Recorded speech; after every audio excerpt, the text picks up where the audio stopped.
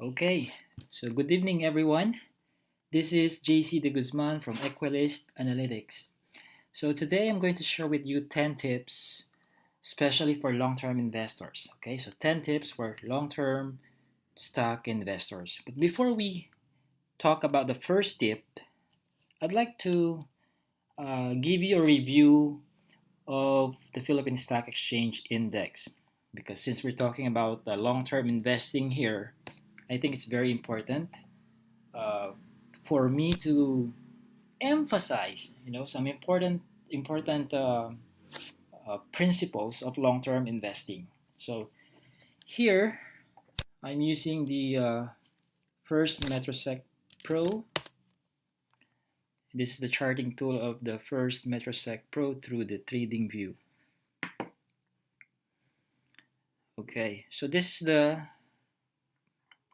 PSEI chart set on a monthly interval. So I've set it to 1 month. Okay, para hindi lang so that when we zoom it out, we can quickly see what happened on a monthly basis. Okay, I'm going to zoom this out all the way until 1998. Okay, where would I like to drive this conversation muna? Okay, why am I showing you the PSEI chart, the PSE Index chart? I know for a fact that there are some long-term investors who call themselves as long-term investors, but when short-term volatility strikes, nag-iiba na yung profile nila for themselves as long-term investors. They would like to move out of the market. They would like to be in a cash position. So nagkakaroon ng overnight transition, no? Yung kanilang self-profiling from being a long-term investor into a short-term trader, so to speak. No? Now, I'd like to shed some light about the importance of sticking with your gun. No? Sticking with your gun when you say you're a long-term investor, dapat um, yung mga binibili mong stocks, okay? Yung mga binibili mong stocks, they are not just fundamentally sound but also technically rewarding. Para you can stick with your gun when you say you're a long-term investor. No? Yung mga short-term price fluctuations, they should not shake you up. They should not shake up your motivation to to give in into the temptation of realizing or going into a cash position and moving out of the stock market for a while. No? So in this illustration, I'm going to cite yung mga major events, no? Major events internationally and even locally, no? I'm going to show you na despite of those uh, quote unquote tragic political or economic events na nangyari globally and even locally, ay nasa upward trend pa rin yung overall trend ng PSE Index, no? Ng Philippine Stock Exchange Index. No?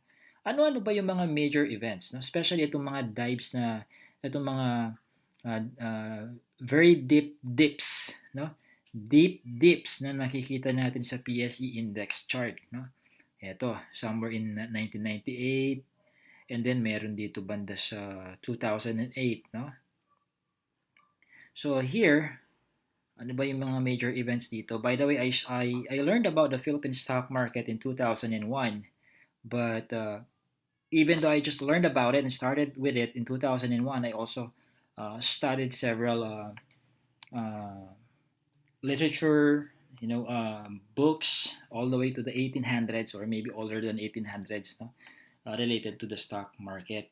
So now, even though hindi ko dinatnan yung mga nangyari, let's say, before 2001, at least the principles, no? Yung mga disciplines of uh, veteran stock market investors, no? At least na-apply ko yung mga principles nila in long-term investing. But going back to what I would really like to talk about, ito, 1997, no? From from 1990 from here, no? 1987 all the way to 1997, okay pa, no? Wala gaanong um, quote-unquote heart attack events, parang gano'n, no, na nangyari sa PSE Index. But from 1997, bumaba yung PSE Index, no, until 1998. What happened from 1997 to 1998? Was there a domestic or a global phenomenon that drove this dip noong 1997 from 3,300 level all the way to the 1,100 1,100-ish level? What do you think happened here? From 1997 to 1998. That was the Asian financial crisis, no? Yung tinatawag na Asian financial crisis. It took place from 1997, in 1997 rather, no? Kaya nag-dive yung index dito by a significant degree, no? 1997 to 1998, that was the Asian financial crisis. And then bumawi siya, no? Came 19 towards the last quarter of 1998, bumawi ng konti, no, from 1,200 level.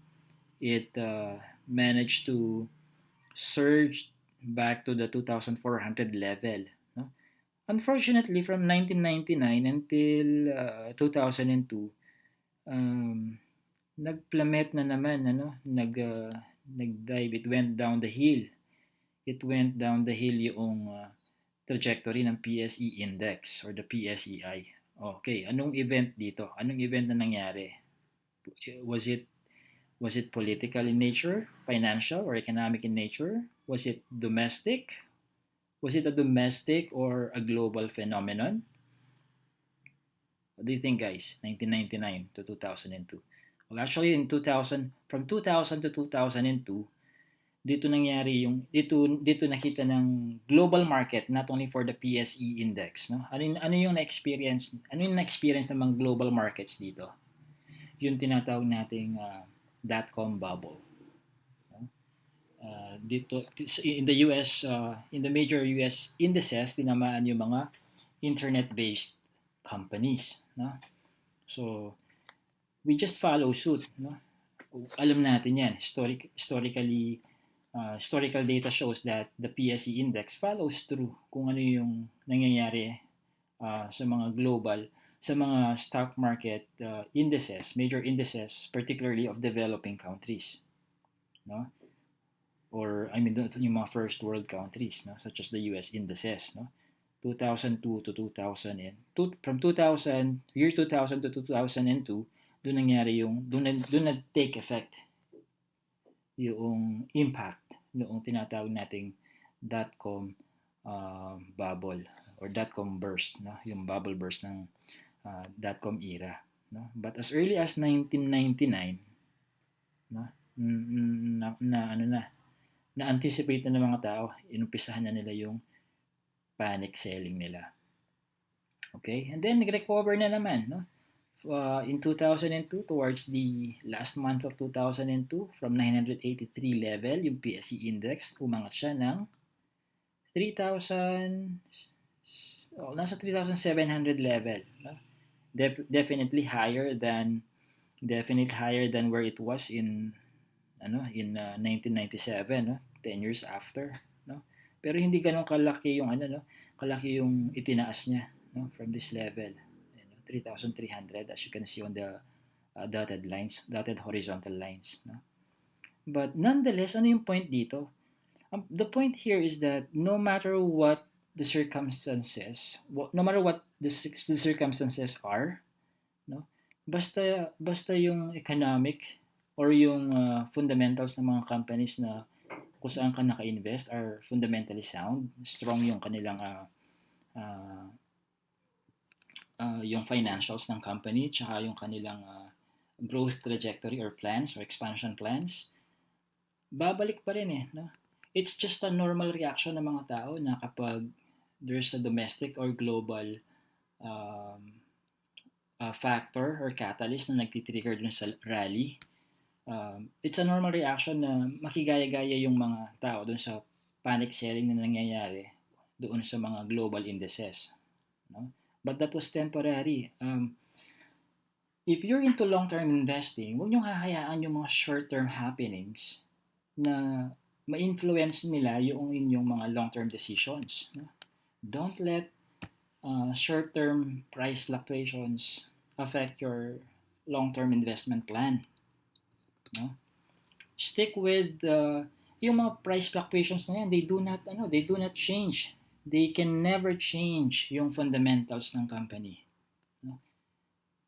Again, yung mga short-term price fluctuations, they can never change yung fundamentals ng isang company unless yung nagpababa o yung nagpababa dun sa price ng company na yon is driven by poor financial let's say financial records or financial performance ng company na yon. But if dala lang naman noong nangyayari dun sa mga global indices na alam natin may direct effect or may indirect effect, well, direct or indirect, uh, it should not wag niyong baguhin yung sentiment nyo towards those stocks. For as long as alam niyo yung mga stocks na nasa portfolio, long-term portfolio niyo ay mga stocks na fundamentally strong and technically rewarding.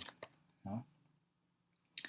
Okay, did we already discuss yung nangyari from 2000? Okay, ito hindi pa pala. 2007, lumagapak na naman hanggang 2008. So from 3,700, bumaba na naman siya all the way to the 1,800 level.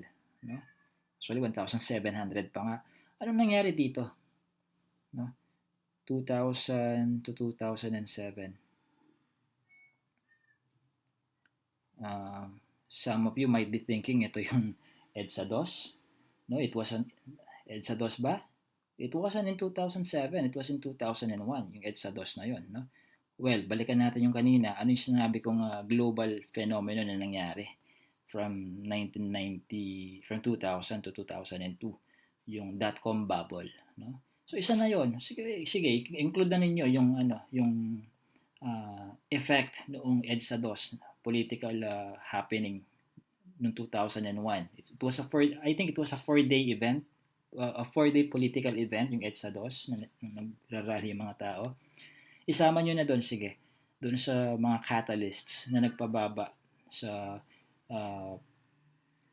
trajectory ng PSE Index noong 2001. But in 2007, from 2007 to 2008, ano yung nangyari dito? Ito yung biggest nangyari ito yung tinatawag nilang biggest financial crisis or banking crisis, yung bumagsak yung Lehman Brothers, no? Lehman Brothers, if my memory serves me right, nung nabasa ko yung history nun, when they filed for bankruptcy, they had a total of 630-ish, 637 or 639 worth of assets. Tapos yung debt nila, utang nila, nasa 619 or 620, somewhere like that. No? Susipin nyo na lang kung magkano na lang natira sa kanila.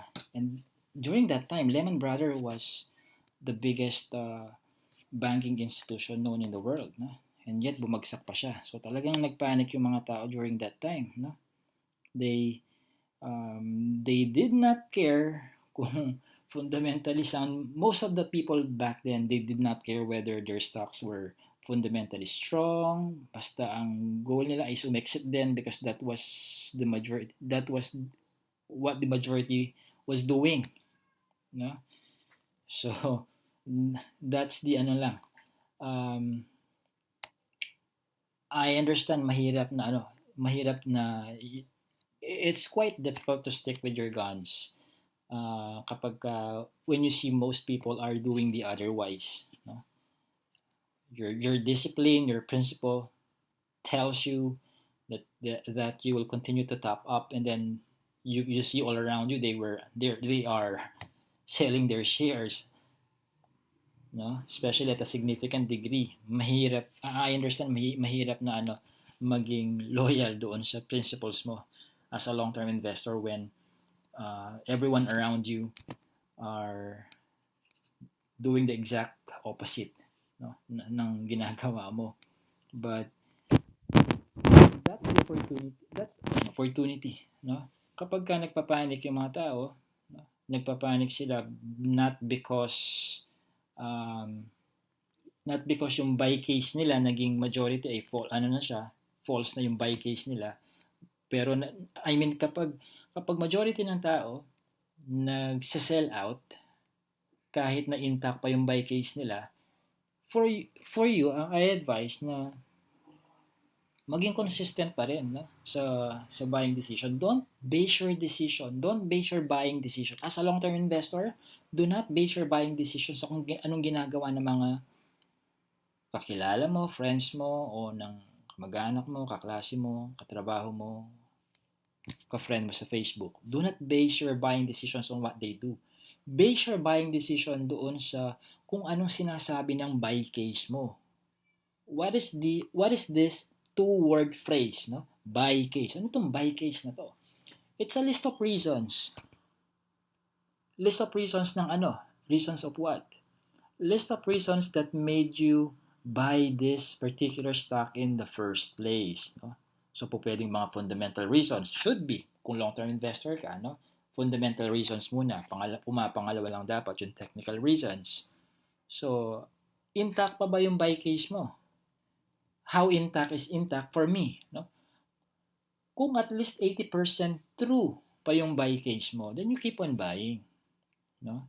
Let's say ako may nakita akong sabihin na natin 10 reasons. Meron ako sa buy case ko to buy stock XYZ, no? Sabihin na natin samot-sari na yung buy case ko, may siguro 7 fundamental reasons and then 3 technical reasons. So matotal, I have 10 reasons in my buy case to have stock XYZ in my long-term stock portfolio. For as long as 80% of my buy case remains true, no? 80%, I will keep on buying, no? I will keep on buying shares on a regular basis. Mamaya, I'm going to talk about this investing regularly, no? But nonetheless, nabanggit ko sa inyo ano yung mga phenomenon, both domestic and globally, no? Domestic and international phenomenon, political or economic in nature na nangyari noong um, 1997 to 1998, 2000 to 2002, 2007 to 2008, no? Those things shocked the world, no? Na-shock ang mga tao. Hindi lang yung US stock market, hindi lang yung Philippine stock market, but global indices, no? Na naramdaman nila yon, yung impact ng mga phenomena na nabanggit ko sa inyo. But look where PSE Index is after all those things, when everything has been said and done, no? Nasaan ang PSE Index? Oh, basta sa chart ko, 460-ish level, ngayon nasaan na siya? O, it has already started to revisit yung mga previous highs na niya, no? Yung PSE papunta na nga siya ngayon sa 8,000 level, oh. No? Side comment nga lang ngayon, hindi lang medyo pala significant yung nangyaring ngayon, yung surge doon sa index, yung galaw ng index natin because of the positive sentiment na nadulot noong, well, Trump naman, minsan madalas siya nagtutweet, no? On Twitter nung kanyang mga sentiments, particularly yesterday nag-tweet siya about the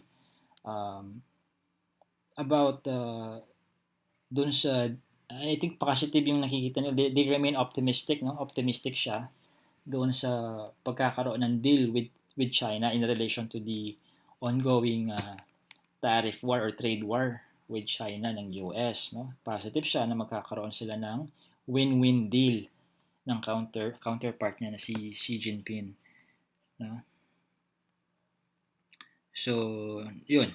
Kaya umangat yung index natin. Sumunod ulit doon sa positive movement ng US indices yesterday. Nonetheless, ang point ko dito ay For long-term investors, huwag kayong magpapatinag. Huwag niyong hayaang ma-influensyahan ng inyong long-term investment horizon, yung mga short term, no? Yung mga near term na nangyayari, near term price fluctuations, no? Stick with your gun. Base your buying decision on your buy case, dun sa intactness ng buy case niyo. For me, for as long as 80% true ang aking buy case, then I will keep on topping up on a regular basis. How regular is regular? Mamaya sasabihin ko it's one of those 10 tips for long-term investors. But I do hope with my narration of what happened from 1997 to all the way to 2008 dito sa global market natin, and then showing you the PSE Index chart, I do hope may natutunan kayo, no? More than sa trivia, no? Ng mga nangyari, ang pangalan ng mga nangyaring 'yon, no? More than doon, I hope nakita niyo yung nakita niyo yung reason, yung lesson ng seeing the opportunity amidst the fear, amidst the non-data driven fear, or sabihin na natin non-stock specific non-stock specific data na takot ng mga tao to join the rally, no? Just because everyone else is exiting, no? So I hope nakita niyo yung lesson dito. Now let's go back to sa ano natin, 10 tips for long-term investors. By the way, kung may mga tanong kayo regarding sa chart presentation ko or any side comment or questions, just comment it dito sa video natin, no? Just make sure you subscribe to our YouTube channel so that you will be notified if and when we upload a new video sa channel natin. Okay? Now, let's talk about the 10 tips. These are my 10 tips for long-term stock investors. Now, if you're a short-term trader, do not worry because I'm going to have a separate session for you. But for now, I'd like to address this video or address these 10 tips to the long-term stock investors. No? So number 1, pay your debts. Settle your debts muna, no, before you engage into long-term investing. Bakit naman? Hindi ba pwedeng mag-invest na ako kahit meron pa akong utang sa Bombay? Let's say, no? Pwede, pero merong however na kasunod. However what? No?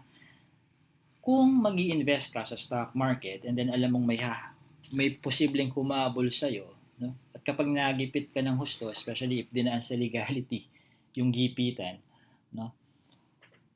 There's a big percentage or there's a huge chance na kakailanganin mong i-withdraw yung ipinasok mo sa stock market.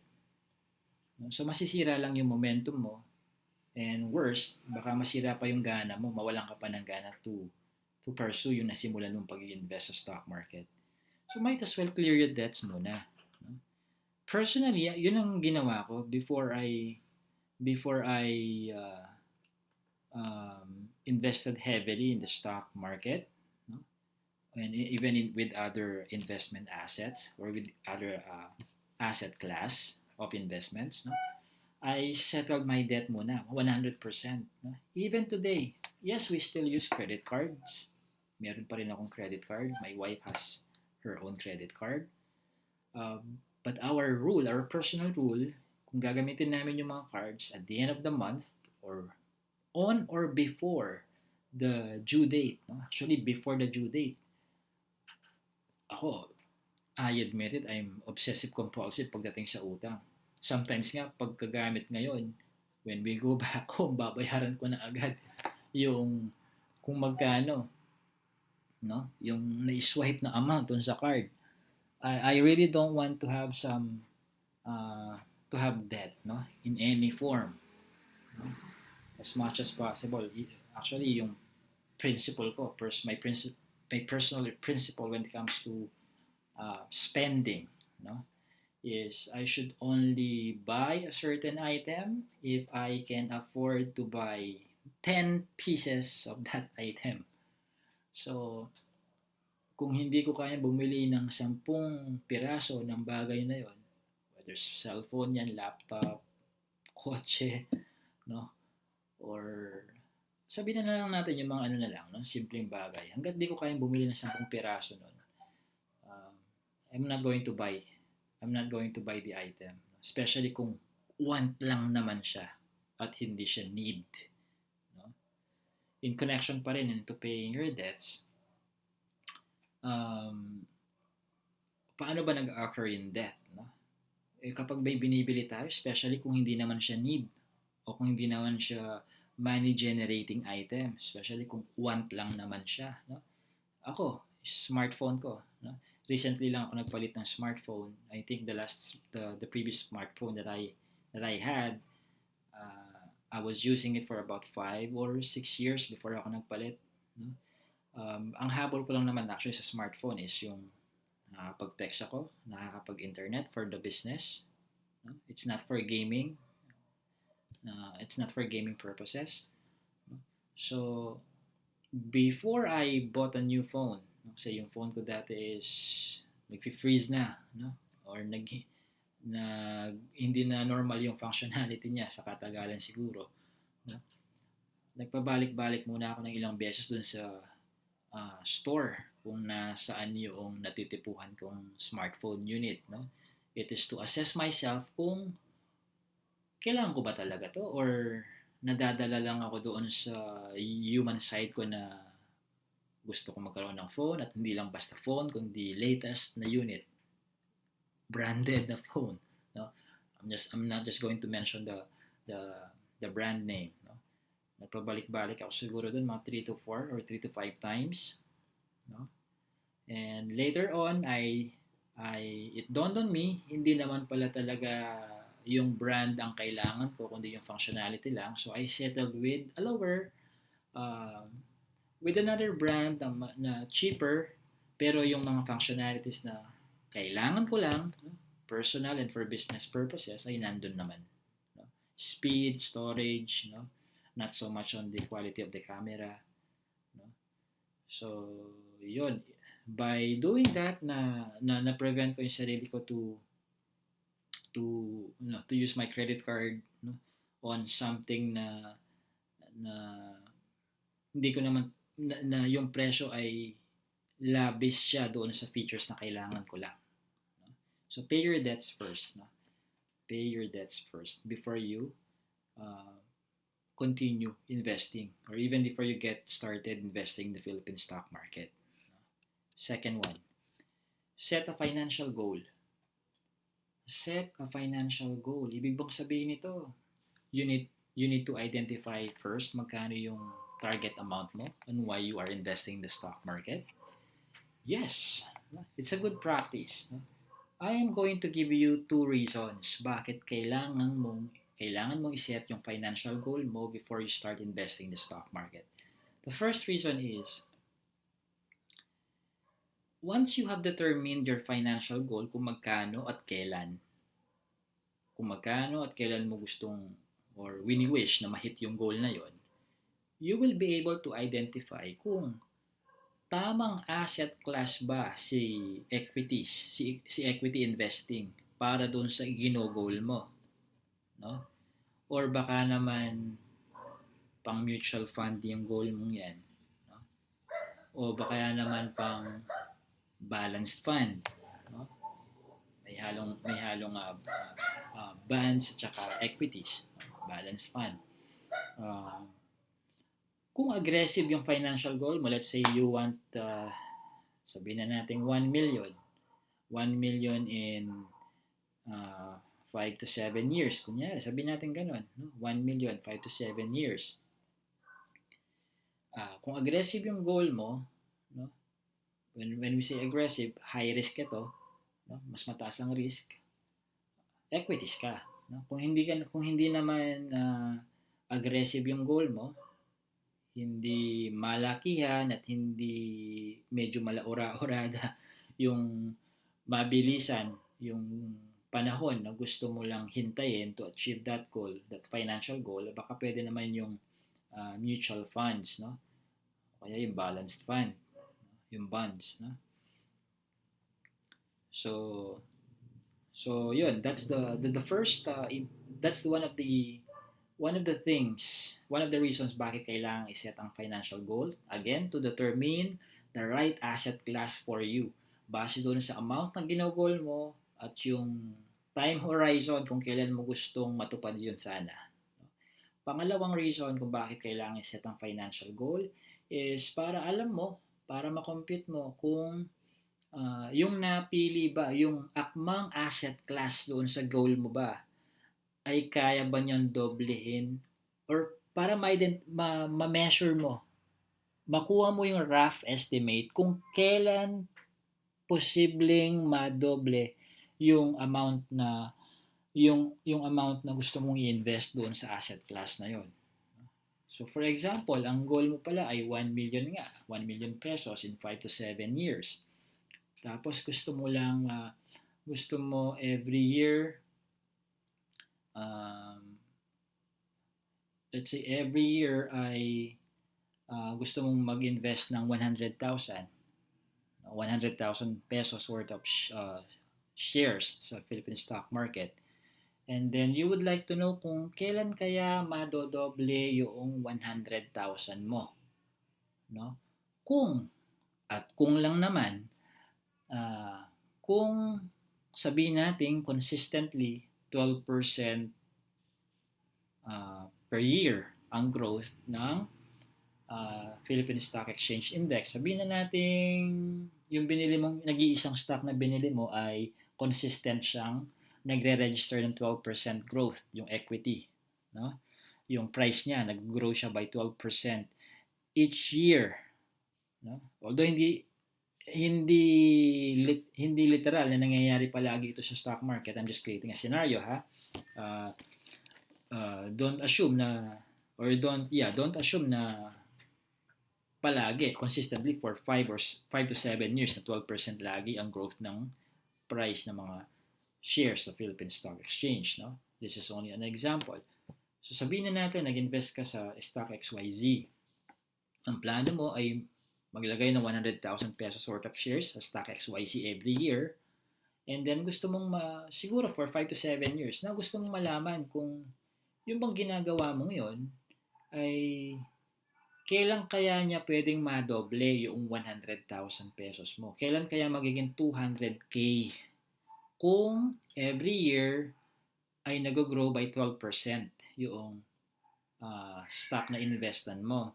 Now, dito papasok yung tinatawag nating Rule of 72. Have you ever heard of that? Rule of 72? No? Ginagamit ang Rule of 72 just to get a rough estimate kung kailan nga madodoble yung pera mo, no? Conforme doon sa quote and quote consistent na percentage ng growth nung asset class kung saan mo nilagay yung pera mo, no? So ayon sa example ko kanina, 12% per year. Tapos yung 100,000 mo, kailan kaya madodoble yan? So paano ba ina-apply yung Rule of 72? So ang gagawin mo lang, 72, sabi ko kanina, 12% per year, i-divide mo yan ng 12.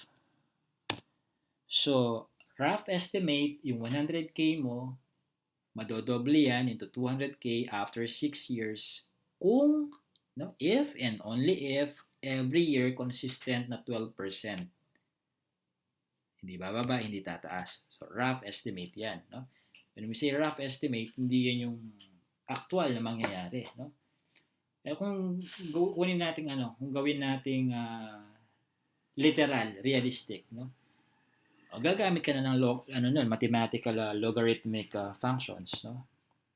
Mas mabilis namang kalkulahin yung rule of sinasabi kong rule of 72 kaysa sa mag-mental logarithmic computation ka, no? Log base 10, do you still remember? Tinuturo yan sa high school math. I understand kung nakakalimutan, baka umabsent kayo noon or nagkasakit, kaya hindi nyo na matandaan yon. So, yung ganun, no? Log base 10 or log something, no? Logarithmic functions yun. So, mas mabilis itong division lang naman to, no? Rule of 72. 72 divided by 12 kung 12%. 72 divided by 10 kung consistent na 10% a year. Madedetermine mo ngayon kung after ilang years para bago madoble yung pera mo, no? So in this example, 6 years, no? Let's say si Jaycee, kunya si Jaycee na meron siyang 100,000 pesos na gustong ang invest sa stock market, no? Sa isang stock. And then napili nga niya yung stock market dahil aggressive yung kanyang financial goal, no? Gusto niyang madoble yung kanyang 100,000 within 5 to 7 years. At dahil aggressive nga siya, napakinggan niyo yung video na to, na-realize niya, equities ang kanyang ang akmang asset class para doon sa financial goal niya. No? Ngayon, nag-rule of 72 siya. No? Matingnan nga, sabi niya, 72 divided by 12. Yun ay kung mag-grow nga every year ng 12% yung kanyang stock na napili. So, 6 years. So, based on this rough estimate, pasok nga. No? Tama yung kanyang napiling asset class para doon sa kanyang aggressive financial goal. Again, that's the second reason kung bakit importanteng mag-set ng financial goal. When you, or before, no? Before ginagawa to, ha? Hindi yung bili ngayon, plano later. No? Itong mga tips na to, these are tips before you even buy your first stock. No? Huwag yung gagawin yung bibili muna ng isa or isang katutak na stocks, tsaka kayo magmumuni-muni kung tama yung ginawa ninyo, tama yung mga binili ninyo, no? Kung tama ba yung percentage of allocation ng portfolio ninyo. No? I want to emphasize this because many of the people inquiring about our services, Equilyst Analytics, no? Majority of them, bago sila mag-subscribe, nakabili na sila ng kung ano-anong stocks. And then saka pa lang nila na-entertain yung idea na sumangguni kung sumangguni ng advice kung tama ba yung mga ginawa nila based on their financial goal, based on their investment horizon, based on their risk tolerance. No? So, yan. Let's apply this, no? These tips before you even start investing in the stock market. So, let's move on to the third tip. Invest a specific percentage of your net income. In my case, in kaming mag-asawa, we set aside 20% of our net income. Net income to, ha, yung yung salary namin from the business, no? Salary ko from the business, kaming dalawa, no? Tsaka yung other cash flow, no? Yung earnings, yung net income namin from our cash cows, no? 20%. It's a non-negotiable rule, no? Does it mean yung 20% ng net income namin napupunta lahat sa equities? No. Naka-diversify yan across multiple asset class. May nasa real estate, nasa business expansion, nasa equities, no? Nasa health insurance, no? Investment din 'yon. Kala nyo, no? Health insurance, life insurance. So diyan napupunta yung 20% of net income, no? Gawin yung non-negotiable rule 'yon. Mag-set aside kayo ng certain percentage of your net income to, ha, hindi gross income. And gamitin yung formula ganito. Net income minus investment equal expenses. Kung ano yung natira, after yung i-minus yung for your investment, kung ano yung natira, yun ang pagkasyahin for your investments. No? Akma itong formula na to doon sa lifestyle na pina-follow namin. We live below our means. Below, ha? Hindi doon sa equal, pantay. Hindi, kahit kaya namin, hindi namin sinasagad doon. No? Kahit kaya mo bumili ng iPhone, hindi namin sinasagad doon sa bibili ka ng iPhone. I'm not saying iPhone is a bad product. I did not say that, but what I'm referring to is yung cost, no? Yung cost nun. buy a certain item because of need, not because of want. Now, if you need an iPhone, let's say yun ang sa trabaho mo, no? Kailangan mo yon at nakakatulong yung iPhone for you to earn more, and then buy it because you need it, no? I hope you got what I mean.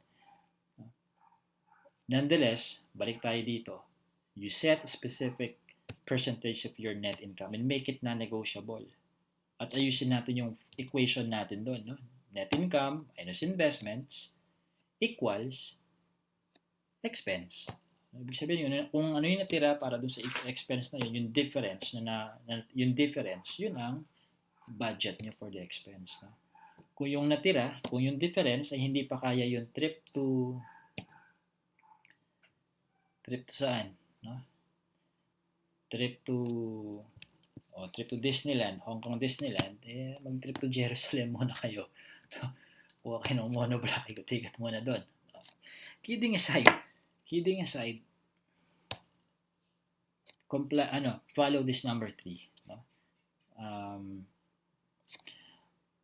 Nakakatulong ito for you to, especially kung sa equities na dinadala, no? Kung a big portion of it napupunta sa equities ninyo, sa stock portfolio ninyo, no? Nasasabayan ninyo, for example, itong mga nagdaang last year, no? November, no? Bago umarangkada sa 7,000 level yung bumalik sa 7,000 level yung stock, no? Actually, balikan natin yung kanina. Yung index. Zoom in ko.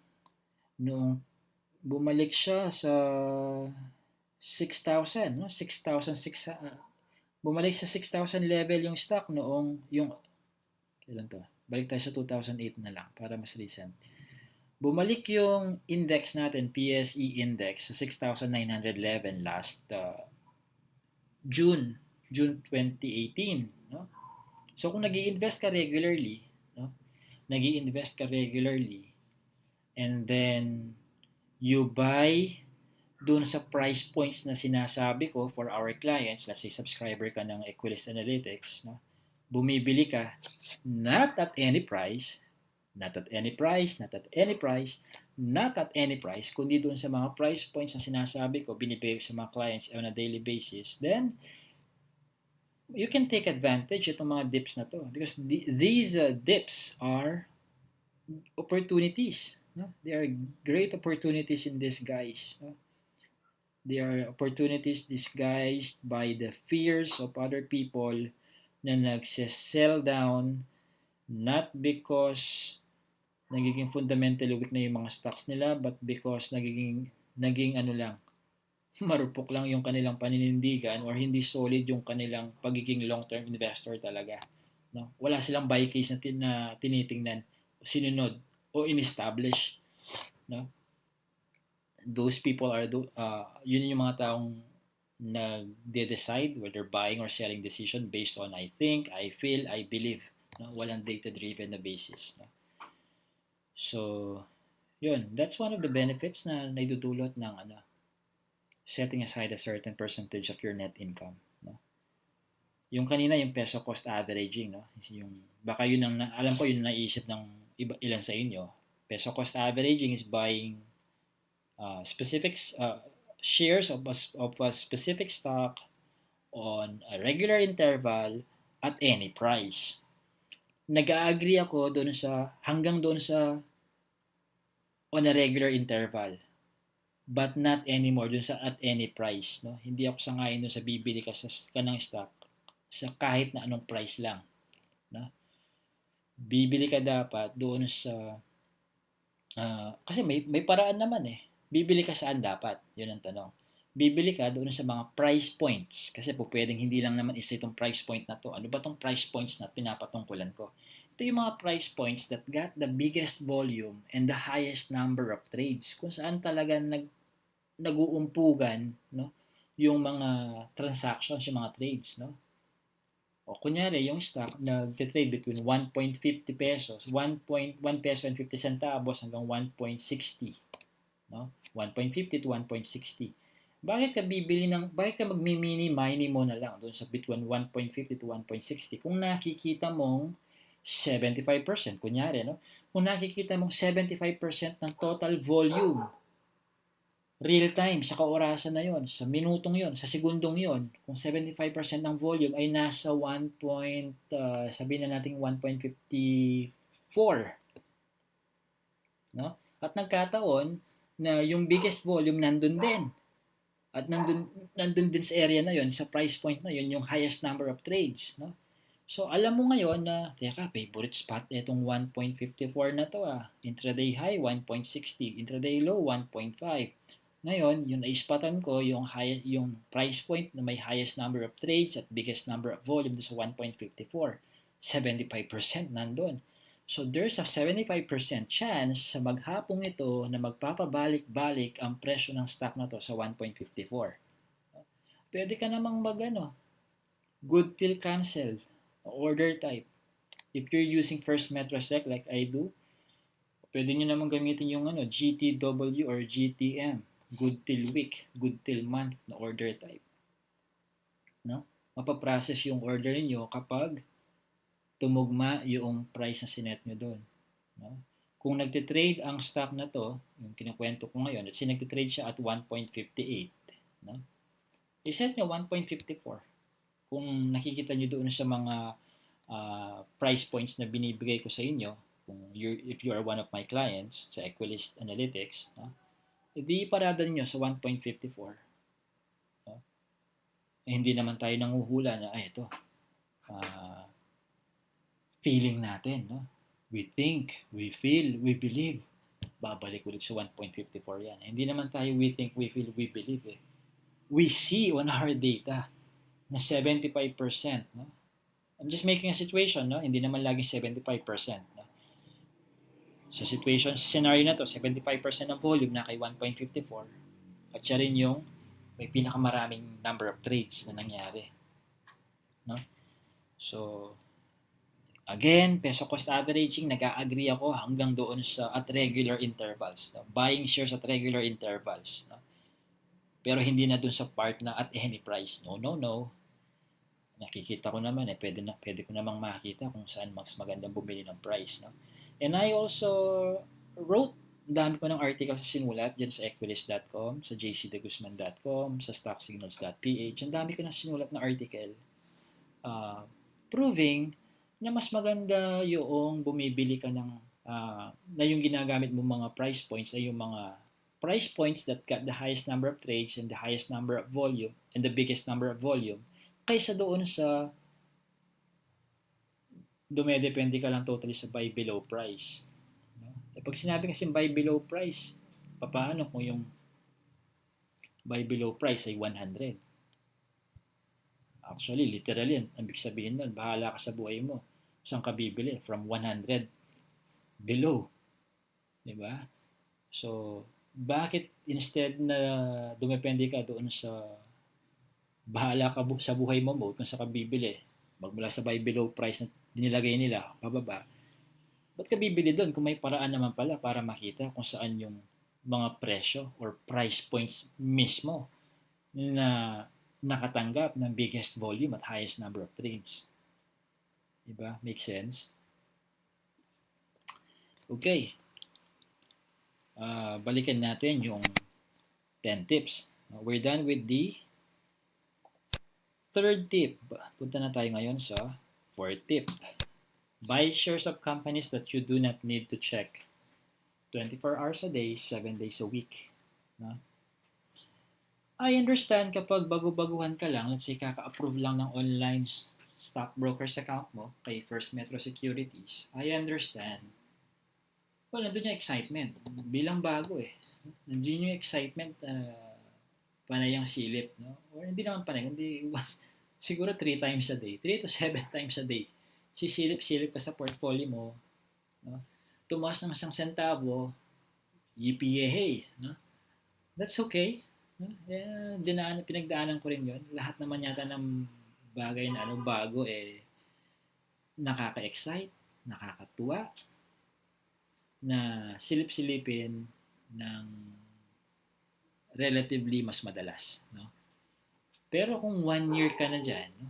Since na-approve yung online stockbrokers account mo, 1 year ka na dyan, at tinatawag mong long-term investor ang sarili mo, pero after 1 year, nakaka 10 times ka pa rin na sumisilip-silip sa long-term stock portfolio mo. I think you are already unnecessarily spending monitoring time doon sa long-term stock portfolio mo. Ang reason kung bakit ka maglo-long term ay you would rather spend your time overseeing or managing your business. No? Or meron kang full-time job. Alam mong hindi ka pwedeng, hindi magandang magnakaw ng oras ng kumpanyang pinagtatrabahuhan mo. No? Alam mong masama yung 2 paid breaks lang ang binigay sa'yo pero nakakapito ka in a day. No? Medyo napapadalas ang pagsi-CR break mo kaysa sa nararapat. No? Because doon. So, unnecessary monitoring time. No? So, bili ka ng mga kumpanya. Ano ba yung mga companies na to? Ito yung mga, again, companies na fundamentally sound na technically rewarding. Saan ba mahahanap to? Of course, mahahanap yan sa Philippine Stock Exchange, yung mga publicly listed companies. Well, I think, kung gusto nyong maka-save ng significant amount of time, oras, no? Sa pag-check one by one sa mga stocks na to. Ano-ano ba sa 200 plus, halos 300 na publicly listed stocks or companies in the Philippine Stock Exchange. Sa dinami-dami na kung isa-isahin niyo yon, no? Talagang aabutin kayo ng it's already a conservative estimate if I would say that it would take you about a week to check all of those publicly listed stocks one at a time to identify which among them is fundamentally rewarding or fundamentally sound and technically rewarding. It would take you more than a week, and that's only a conservative estimate. Now, if you would like to save yourself a significant amount of time, then you have the option. No? Ang operative word na ginagamit ko is option. No? Because hindi naman compulsory na para lang maging profitable ka, kailangan mong mag-subscribe kay Equilyst Analytics. Hindi naman ganon. No? Pwede ka namang maging profitable sa sariling kusa. No? Especially kung mahilig kang mag-search sa Google at matyaga ka, no? At fast learner ka. No? So, I understand, hindi lahat tayo ganun, or minsan ganun tayo, pero we don't have the luxury of time to do that. It's either because baka nag-aaral pa tayo, or may full-time job tayo, or baka may busy tayo sa mga negosyo. We can save you time, a good amount of time, by subscribing to the Equipix service of Equilyst Analytics. Ano bang meron doon? When you subscribe to Equipix, no? I am going to show you my stock recommendations for long-term investing and short-term trading. No? So, stock recommendations, no? Regardless kung short-term trading or long-term investing profile mo, or kung gusto mong both, pwede naman kasi yun. No? Pag may mga maluwag-luwag ang oras mo, pwede kang mag-short-term trading if you'd like to. We can accommodate you, unlike yung ibang service providers na long-term investing lang yung kanilang focus. No? So, dito, we can accommodate kayong dalawa, short-term trader and long-term investor. In addition to that, meron siyang mentoring na part. Meron kaming tinatawag na private clients forum. It's a forum wherein you can post your questions, mapa-technical yan, or mapa-related sa strategy natin or methodology natin. Then you ask questions there. No? My team and I, especially ako, I'm very hands-on sa pagsagot sa mga questions doon. It's a mentoring part. Now, when it comes to stock recommendations, asahan ninyo na ang style ko is yung ipipilit ko talaga na maintindihan ninyo kung ano yung mga nakita kong kabili-bili sa mga stocks na to. Because if somebody asks you, why did you buy stock XYZ? Ayoko ang sagot ninyo ay dahil si Mr. De Guzman na taga Equilyst Analytics ni-recommend to. That's a very cheap answer. Ang gusto kong isasagot nyo kasi is ilatag nyo sa kanila yung mga fundamental at saka technical reasons na isinimplify ko na, no? Yun ang ibibigay nyo sa kanila. No? Ang gusto ko is maintindihan ninyo kung ano yung nakita kong kabili-bili. I want you to understand things through my lens. No? Ano ba yung nakita ko sa mga stocks na to? And yung mga nakikita ko sa mga stocks na nire-recommend ko, nakasulat sila, nandiyan sila sa newsletters, and then dinodoble ko pa nga eh. The newsletter ko na, pinopost ko pa sa forum. No? Para kung hindi man kayo pala bisita, palabasan ng newsletter, sa forum kayo lumalagi, eh hindi nyo mamimiss. O kung sa forum, o kung sa newsletter lang kayo tumitingin, hindi niyo na sinisilip ang forum na dun sa newsletters. No? Ini-email ko pa nga, no? Ina-alert ko kayo na, meron ng mga dito. I have already published the data-driven justifications that made me think, feel, and believe that this particular stock is worthy to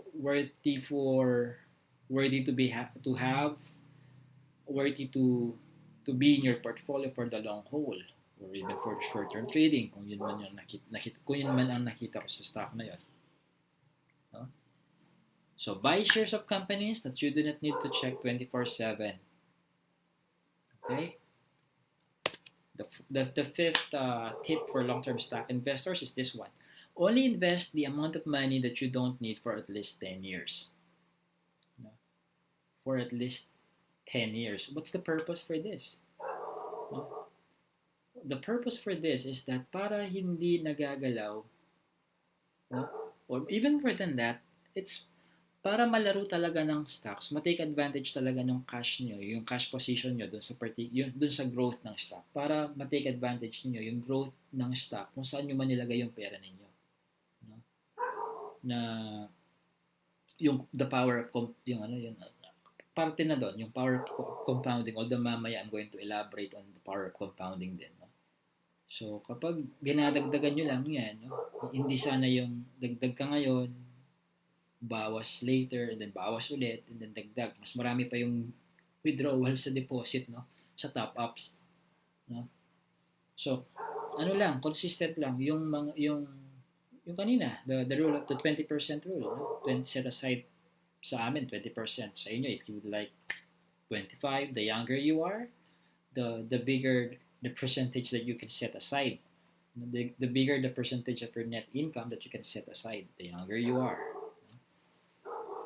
So yun. The second tip for long-term stock investors is invest regularly. And how regular is regular? You do it monthly. No? You do it monthly. For December, ito nakaraang December, if you, of course, kung gusto nyo itulad dun sa akin, kung gusto nyo mag 25% or 30% ng net income ninyo, then do it. Now, kung tumanggap kayo ng bonus, you can also, if you have the extra cash, pwede nyo idagdag, ipang top up doon sa stock portfolio ninyo. No? So again, ito, compounding interest na naman dito. No? So you can take advantage of the power of compounding interest tsaka yung delayed gratification. No? Yun. You do it regularly. Then when pag pumapasok na naman yung topic na invest regularly, buy regularly, basta may word na regular, I know, again, sumasagi sa isip nyo yung peso cost averaging na naman. Ito yung regular. Hanggang dito, agree ako dun sa definition ng PCA, peso cost averaging. But never buy at any price because there's a way and it makes sense. It makes sense to use the price points with the highest number of volume and the biggest number of trades as your candidates for buying for as your buying price, no? Hindi ko lang naman ito hula-hula or trip ko lang na doon ako bibili, no? May mga pinablish ako diyan. Again, pwede niyo i-search doon sa websites na binanggit ko kanina, no? Equilyst.com, stocksignals.ph, o kaya jcdguzman.com. Marami akong pinablish diyan showing the proof side by side comparison ng isang scenario na bibili ka lang at quote-unquote any price versus yung methodology ko na Buying based on the buying on the price points that got the highest number of volume and the biggest number of trades. No? Mas panalo yung sa methodology ko dun sa uh, mga stocks na pinresenta ko doon sa as proof, no, na yung methodology works better than the quote unquote at any price uh, phrase ng peso cost averaging. That's why for Equilyst analytics clients, I do not advise, I do not suggest, I ask you to stop believing yung portion ng peso cost averaging na buying at any price. Don't buy at any price. You are missing on some opportunities, some good opportunities. Okay? Seventh tip, do not withdraw until you achieve your financial goal. Again, yung power of compounding. No? Kasi kapag nag-withdraw ka, kung sabihin na natin in a perfect world, talagang 12% a year nag-grow yan. No? Kung nag-withdraw ka this year, nahati yung pera mo nandyan, syempre yung literal value after mong in-apply yung 12% growth, maliit na lang. No? Maliit na lang kasi nabawasan eh. No? Kung dating 1 million yan, hinati mo, nag-withdraw ka ng 500,000 pesos. No? Yes, 12% pa rin, 12% pa rin ang growth niya for this year. We are in a perfect world, kunyari. 12% lagi every year. Pero, yung 12% na lang niya is yung product na lang niya, minultiply na lang niya, hindi na sa 1 million, kundi sa 500,000 na lang. So, yung literal value, mas maliit, although yung percentage of growth, yun pa rin. No? So, do not withdraw until you achieve your financial goal. Otherwise, kung natatandaan nyo pa, yung rule of 72 kanina, 72 divided by 12, 6 years, madodoble ka ako, yung 100,000, kung wala kang withdrawal na gagawin, no? At kung nag-grow nga ng 12% a year, no? Kung nag-grow ang stock mo ng higit pa sa 12% a year, mapapaaga kaysa sa 6 years, no? Para madoble yung 100,000 mo. Ngayon, kung nag-grow yung stock mo below 12% a year, pwedeng humaba pa sa 6 years, no? At mas haba pa yon kung panay ang withdrawal mo kaysa sa top up. Okay? So, madedelay yung timeline na sinet mo for your financial goal. And, it doesn't make sense na paplano-plano ka sa umpisa at hindi mo rin naman pala susundin. No? Paplano-plano ka, pero sisirain mo mismo yung pinagplanuhan, yung plano mo mismo. No? That's why yung pinakauna kong tip dito is pay your debts. Kasi baka sabihin nyo, sir, kailangan talaga mag-withdraw eh. Ayaw ko talaga eh. Actually, limang beses na nga ako dapat nag-withdraw eh. Napigilan ko lang sarili ko, kaya ito yung first time na kailangan lang talaga eh. Pambahid ko ng utang. So, yun. Connected lahat itong tips na to. Next, reinvest your cash dividend on top of your monthly allocation of funds. No? Reinvest your cash dividend. Ano ba yung dividends na to? Dividends, companies issue dividend as their way of, in layman's term, no? Simplihan na lang natin. Their way of rewarding yung mga loyal investors nila.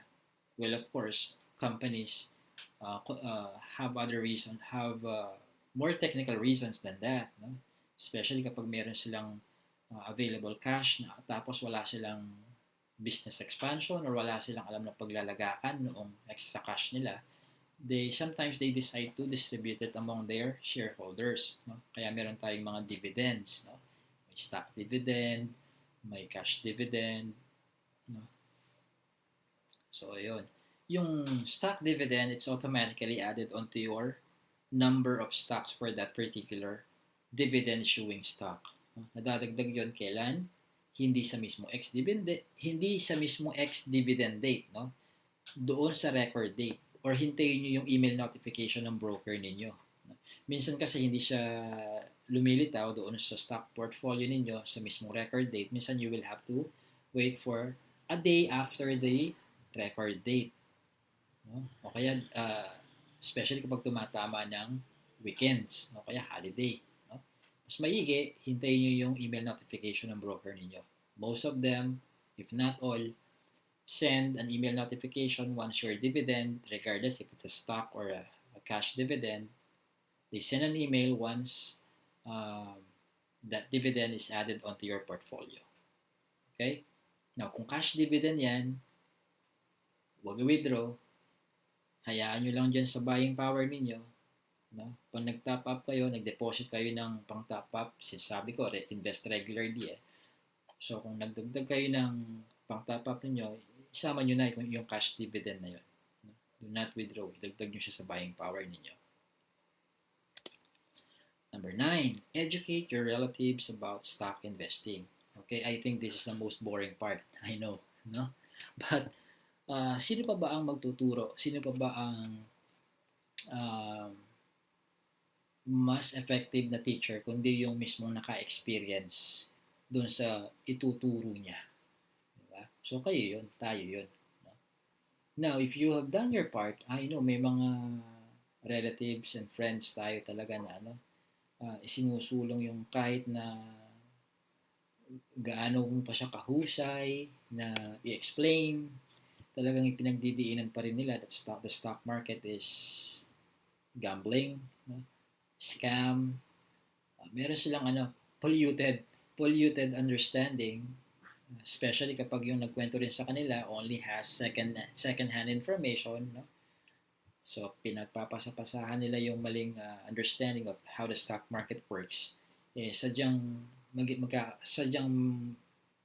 mag-grow yung polluted understanding nila or inaccurate understanding on how the stock market works. So, ako, tayo, we are the best people na mas magandang mag-explain doon sa mga relatives natin on how the stock market works, no? How and why the stock market works. And this, nga pala, nasabi ko yung how and why you should invest in the Philippine stock market. Since nasabi ko nga pala yun. This coming March 23, I'm going to have stock market seminar here in Tarlac City. So please wait for the official announcement doon sa equilyst.com sa website and also on the official Facebook page of Equilyst Analytics Incorporated. No? So please follow yung official Facebook page Equilyst Analytics. So kung meron sa inyo mga taga Tarlac City or anywhere in Tarlac or Pampanga or Pangasinan, basta mas malapit sa Tarlac or mga gustong pumunta sa Tarlac who would want to hear me speak directly on how and why, no? So hindi lang tayo magpo-focus sa how, kundi bubugbugin din natin yung why, no? Kailangan kasi mas bugbog yung why no? Kaysa dun sa how, no? Why you should invest. Kapag na-establish na yung why nyo, nahanap nyo na yung why, no? Na lang, parang kusang loob na ninyong gustong malaman ano yung how. Paano yung how. So, ayan. Now, kung sakaling nagawa na ninyo lahat ng kaya nyong gawin, for example ako, nagsulat na ako ng ilang libong article on how to invest in the stock market, matuto ang gustong matuto, libre pa, no? Sa mga websites na pinagbabanggit ko mula kanina. No? Kung ayaw pa rin nilang matuto, once you've done your part to teach them through your lips, and then they still opted not to listen or they remain uninterested, then just start, maybe showing them or let them see how stock market investing, how has stock market investing improve your life, no? So instead of teaching them through your lips, then make them see the lesson through your life na lang, from lips to life. Ganun na lang gawin ninyo. Pag they remain adamant, uninterested, no? Busy-busyhan, no? Mas busy pa sila sa'yo kahit na ikaw yung gusto mo lang magturo ng libre. No? So, you've done your part to spread financial literacy through your lips. If they remain uninterested, then just let them see kung ano nagawa ng stock investing in your life.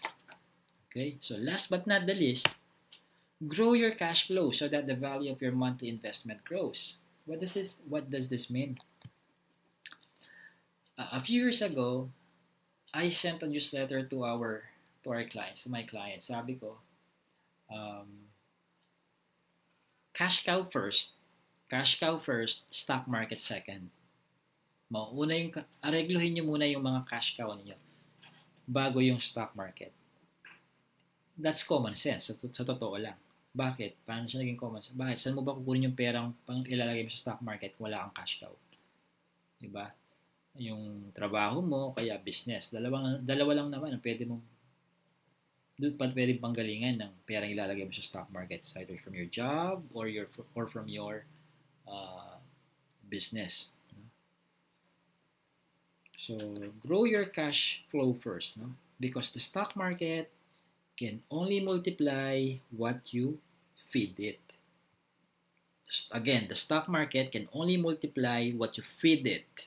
Kung anong pinapakain mo, inilalagay mo dun sa stock portfolio mo. So, that's very important because kapag dumarami yung cash cow mo or kahit isa lang ang cash cow mo pero nag-grow yung income niya, ibig sabihin nun, yung percentage, yung literal value ng percentage ng net income na sineset aside mo for your investment also grows. Yung value niya, it also grows. It remains 20%. No? Kung ang net income mo, let's say, 50,000. 50,000 a month, kunyari.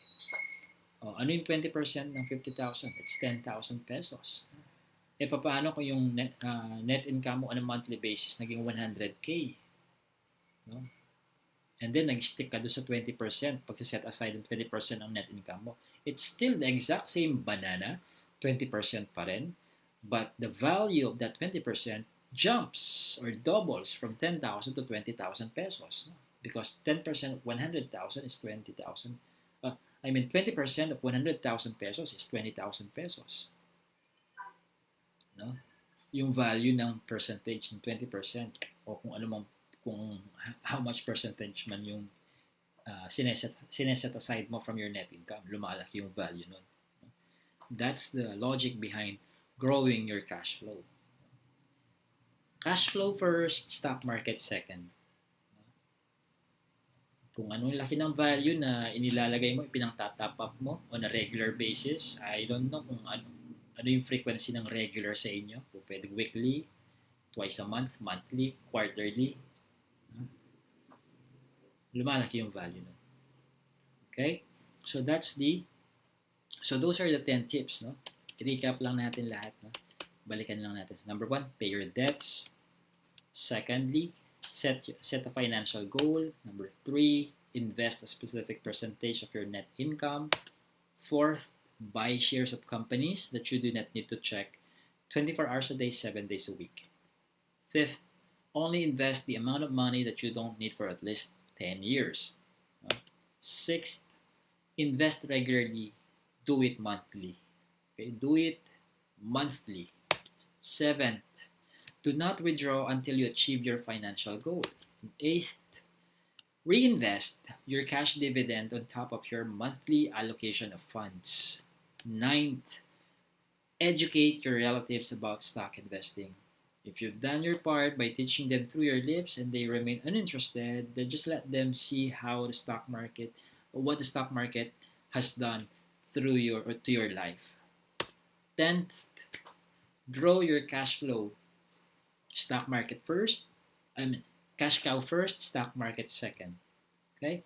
Now, if you would like to, again, save a huge amount of time by knowing kung aling stocks ang magaganda, no? Aling stocks ba yung fundamentally sound and technically rewarding?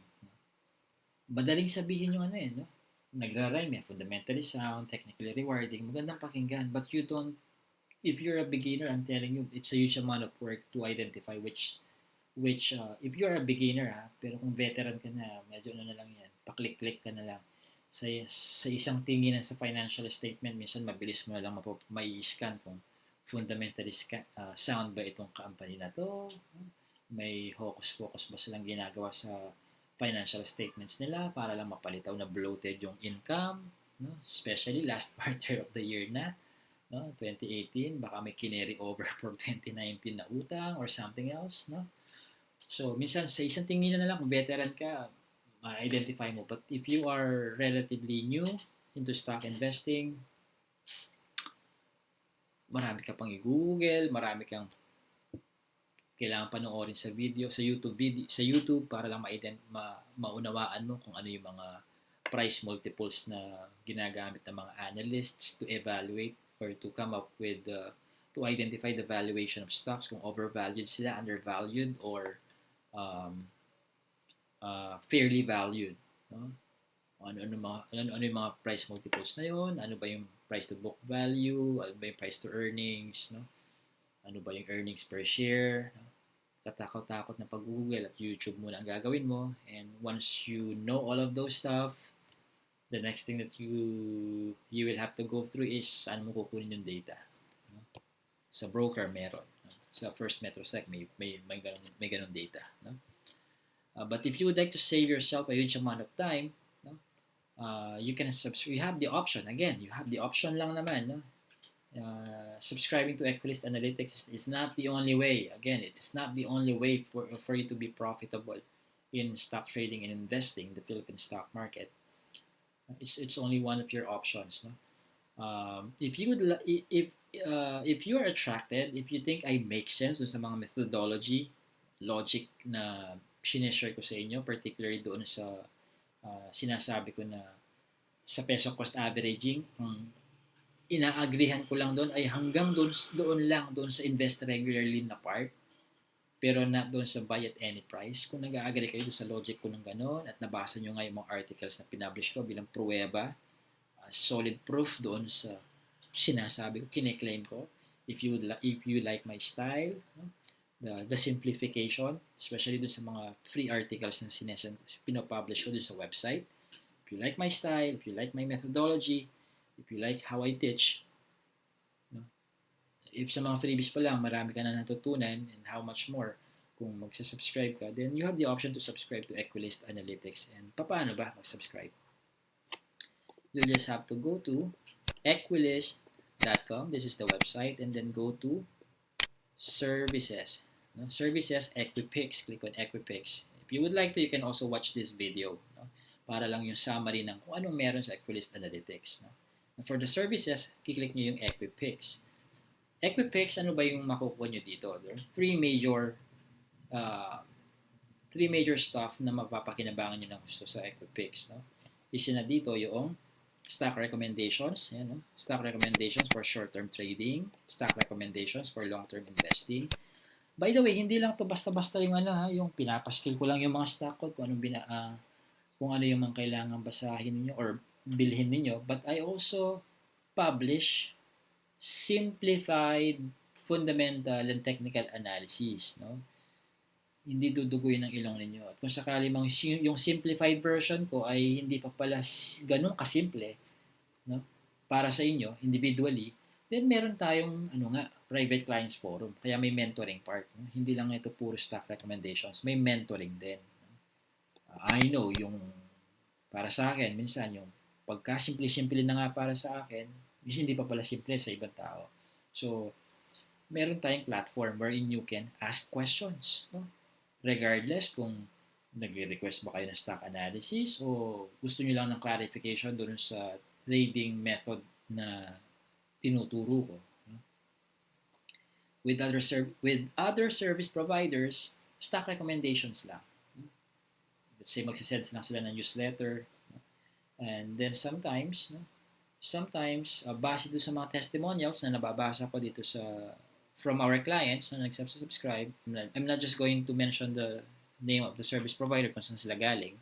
Sinasabi nila dito na testimonial. Sabi na, sir, buti pa sa Equilyst Analytics, may stock recommendation and then mayroong platform where pwede kaming magtanong pag may follow-up question kami. Doon sa pinanggalingan ko, sabi niya,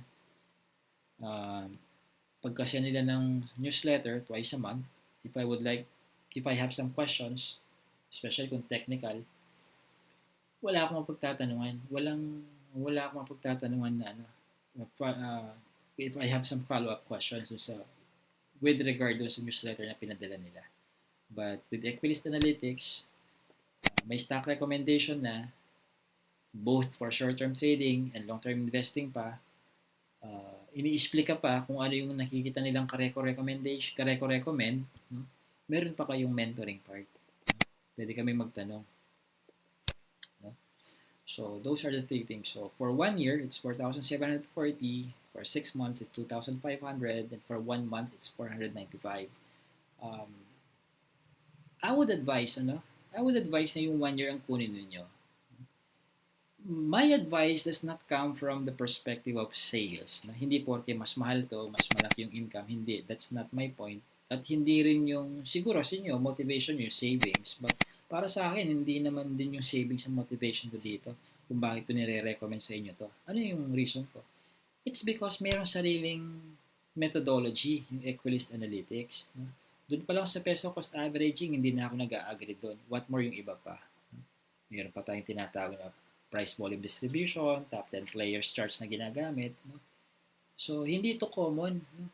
Hindi ito common sa mga tagalabas ng Equilyst. Sa mga hindi subscribers ng Equilyst Analytics, hindi common to. Since meron tayong sariling methodology, meron tayong sariling mga pamamaraan kung paano ba mag-analyze ng data, no? Mas maigi na manatili kayo for at least 1 year nang magamay ninyo. No? Nang magamay ninyo. Kasi kung galing, lalo na kung galing kayo sa ibang provider, service provider, or may nalalaman kayo na yung classical, yung paggamit ng simple moving averages, stochastic, RSI, MACD, exponential moving averages, Fibonacci, ano pa, Bollinger Bands, etc., etc. Kung babad kayo sa mga ganun, and then pagka-subscribe nyo, may sariling universe pala dito kanyo. So, kung 1 month lang kayo and then you're expecting mamamaster nyo kung ano yung tinuturo ko, that's a false expectation that you're setting up for yourself. No? Hindi nyo makukuha ng 1 month. Yan, ako nga, natutunan ko to for 18 years eh. It took me 18 years for me to have all this knowledge that I know right here, right now. And then you're expecting yourself to have myself cloned sa inyo for 1 month. That's second next to impossible. No? So at least pag 1 year kayo, para at least araw-araw man lang o every other day na exchange of communication o exchange of conversation natin through the forum, mamarinate nyo yung sarili nyo. Okay, ganito pala yung methodology dito. Okay, gets ko na ngayon. After 7 months, gets ko na. No? Gets ko na kung bakit gustong-gusto ni Mr. De Guzman yung price volume distribution niya tsaka yung top 10 players. No? 7 months. Kunyari lang. Ha? Pero 1 month, ano lang yan. Yung 1 month, ano lang to. Parang you'll just check anong meron, anong itsura, ano yung methodology, pero you cannot master. No? I'm using the operative word is mastery, ano?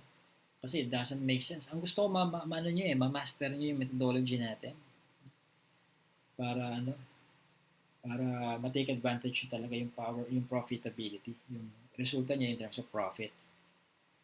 Speed, no? Speed ng execution, tsaka yung profitability.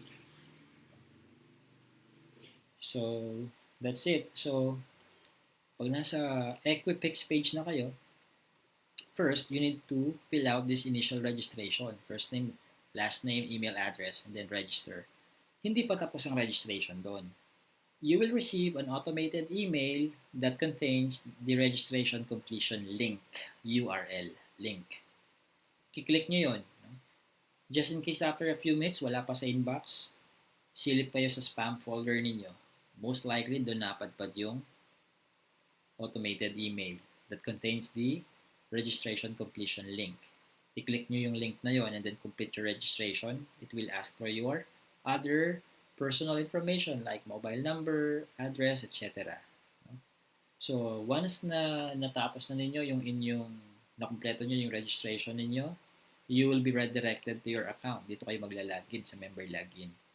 Pagkalagay nyo dyan, you will see yung pay or renew subscription button. Kulay yellow or yellow-orange. No? Ito yun. Ayan. So, if you would like to pay, no? If you would like to pay, you have three payment options. No? If you will have three payment options. I'm just going to walk you through quickly. Ito, yung first one is recurring. Yung huling dalawa, non-recurring. Ano yung recurring, non-recurring?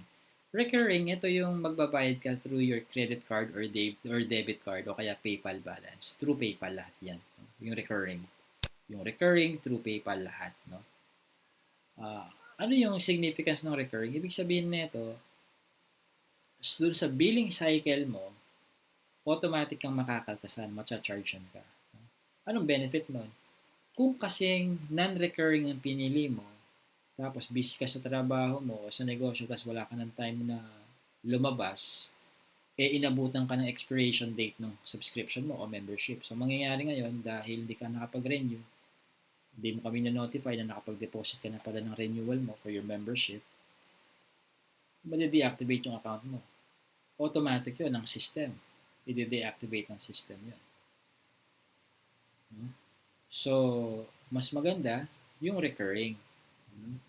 Yung recurring fee para hindi mo na problema yung kailan kaya yung expiration date ng account ko, hindi mo na problema yun. Automatic na na-charge ka sa credit card mo every billing cycle. So, no interruption of service. So, 20%. 20% ang matitipid kung mag-1 year kayo. Malaki rin yung 20%. Idagdag nyo yung savings nyo dito, idagdag nyo sa pang top up na lang ninyo. Idagdag nyo doon. Now, regardless kung recurring or non-recurring payment option ang pipiliin nyo, same price pa rin naman. Kung ayaw nyo ng hassle, pag nakakalimutan na mag-renew, doon na kayo sa recurring. Pwede rin kayo magbayad through bank deposit. Bank deposit. Online banking, let's say yung transfer to anyone feature ng mga banks ngayon, BPI, Metrobank, BDO. Kaya remittance, particularly if you're an OFW. Pwede kayo magpadala sa remittance diretso sa bank accounts. No? Punta kayo sa remittance center, tanungin nyo yung teller doon, cashier, Sir, ma'am, pwede ba akong magpadala diretso doon sa bank account nung taga-Pilipinas? Ito nga, yung mga bank accounts dito. No? Tanungin nyo yun. Huwag nyo hindi for pick-up. Diretso dapat sa banko. So, may ganong option, no? May ganong option. Magpapadala po ako doon sa Metrobank, BDO, kaya BPI account ng taga-Pilipinas. May babayaran lang ako. Tanungin nyo doon sa teller nyo, doon sa remittance centers abroad. Kung remittance kung through remittance nyo papadala ang inyong membership. O kaya po pwede naman din, kung may kamag-anak kayong nasa Pilipinas, sila na lang ang kapag-deposituhan nyo ng membership fee ninyo. And then, ipapicture nyo sa kanila o kaya pascan nyo, ipadala nila sa inyo, i-email nila sa inyo yung picture nun. O kaya kahit sila na lang ang mag-email sa amin, ilagay na lang sa email, this is the deposit slip this is the payment on behalf of kayo, yung pangalan ninyo. So, we would know kung kanino namin i-credit yung payment na yun. Okay? So, that's it for the subscription process for Equipix. No? I would also recommend na basahin nyo yung mga testimonials. No? Para alam din niyo kung ano ba sinasabi ng mga nakasubok na ng mga service namin. No? So, out of 343 reviews, na-maintain namin yung 4.9. No? You can skip yung mga magagandang sinabi ko regarding the company. Kalimutan nyo yun. Baka sabihin nyo, bias ako. Basahin nyo na lang yung testimonials. No? Nanggaling namin sa mga customer. Okay? So, if you have questions, please comment sa video na to. I would also appreciate kung pwede nyo i-comment kung saang bansa kayo nakikinig. nung pinapakinggan nyo, nasaan kayo? Nasa Saudi ba kayo? Nasa Philippines? No? Nasa Philippines kayo, mention kung saan kayo sa Philippines. No? Just mention nyo the place, no? Kung nasaan kayo. Para lang alam namin kung saan mostly yung mga nakikinig sa mga video namin. And you may also comment your questions or whether question specific sila sa video na to o kaya uh, question related doon sa subscription. Again, we have discussed the 10 tips for long-term stock investors tonight, and then dinagdagan ko ng um, um, analysis. Not an in-depth analysis, but I cited yung mga global tsaka domestic political and economic phenomenon magmula 1997 until 2008.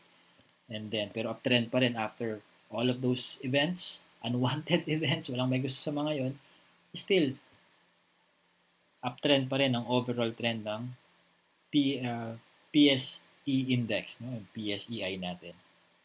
Again, you can follow us on Facebook. Ito yung mga address natin. No? Equilyst, facebook.com/Equilyst, or on Twitter, we're on twitter.com/Equilyst, or on Instagram, www.instagram.com/Equilyst. You may also call us on these two mobile numbers, Smart and Globe. No? Or you can email us at contact@equilyst.com. You may also visit our website at www.equilyst, that's EQUILYST.com. Thank you, and this is again Jaycee de Guzman from Equilyst Analytics. I hope you've learned something. Feel free to share this video para mas marami yung maka-benefit sa diniscuss natin dito. Thank you and have a great day.